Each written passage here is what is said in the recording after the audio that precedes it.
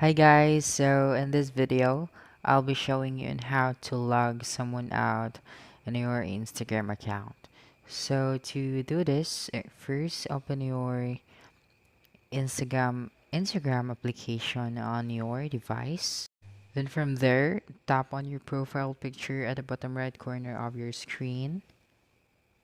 And then tap on the three horizontal line at the top right corner of your screen. Okay. Then now tap on settings and privacy.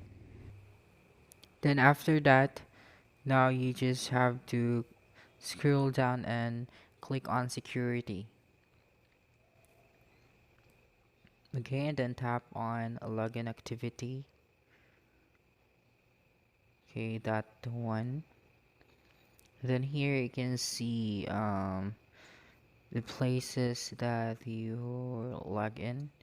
So to log out that specific device, just tap on the three dots. And finally, as you can see here, you can finally see the logout options. So all you need to do here is to tap on the logout option, and then finally you can change your password or continue using the same password.